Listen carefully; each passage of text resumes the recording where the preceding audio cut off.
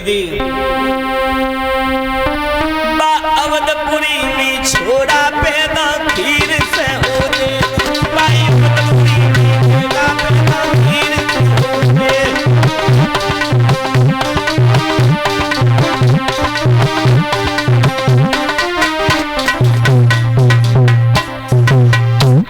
खीर खिला दो बस लला पैदा हो जाता है भैया। लक्ष्मण बोले राम से भैया अब हम कछु कैले। राम बोले नहीं। क्यों? क्योंकि जामे कोई तुम्हारी शारी है, कोई सरेज है, इनका मौका है गाली देने का। पर बताऊं, लक्ष्मण बोले भैया जब जे हमारे बाप दादे तक पहुंच गई तो अब हम कछु न कहें।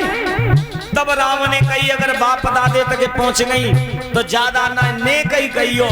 तो लक्ष्मण बोले सुन लो, अब भैया की आज्ञा मिल गई। तुम कह रही जो बिना बाप की औलाद, मैं मानते हैं कि मैं अपने पिता से पैदा नहीं हूं लेकिन पिता हैं। मैं अपनी माँ से पैदा हूं, पन्ने का पैमा हूं तो देख लेती तब दूसरे की निखार के रखती। सो एकदम कहने लगी बताओ हमें क्या कमी है। बोले निक तुम तो देखो तुम आए तो न माँ और ना ही पिता। बोले हम काहे से पैदा हैं। तो लक्ष्मण बोले सुन लो,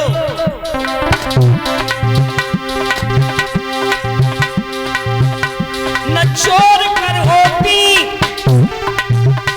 न शोर कर होती, क्या जनकपुरी में लड़की धरती भोर की होती। क्या जनकपुरी में लड़की धरती भोर की होती।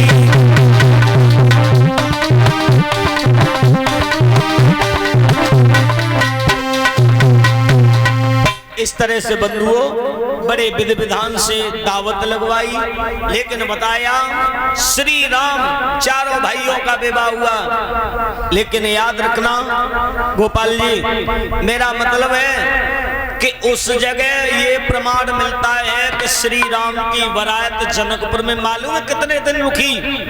74 दिन, 74 डे।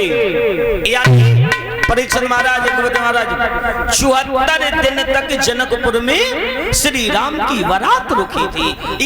ये हमें तो मिलता है प्रमाण, ये कुछ विद्वान बताते हैं। लेकिन भैया मैया समय के अनुसार अब विदाई की बेला आई। लेकिन कहूंगा विदाई की बेला में इन बेटियों का जीवन इतना संघर्षमय होता है। आज इन बेटियों का जीवन इतना संघर्षमय है, मैं तो ये कहूंगा भगवान बेटी को अगर जन्म दे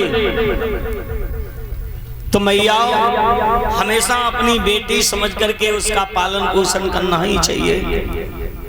बेटी एक पराया घर होती है। इन बेटियों के विषय पे कल बताऊंगा, आज मेरे पास इतना समय नहीं है इसलिए।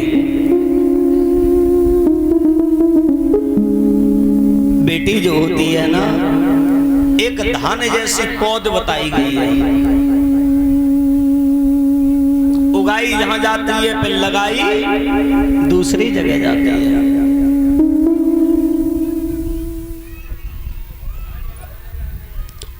और साथ ही 251 रुपया से सम्मानित किया है। जो एटा से आ रहे हैं और ये भक्तगण जो हमें 251 रुपया से सम्मानित करके गए हैं, भगवान से कामना करेंगे मालिक सदैव सुखी रखना। इनके जीवन में कोई कष्ट हो तो उसे पृथक यानी दूर बनाए रखे रहना। बोलिए संत भगवान की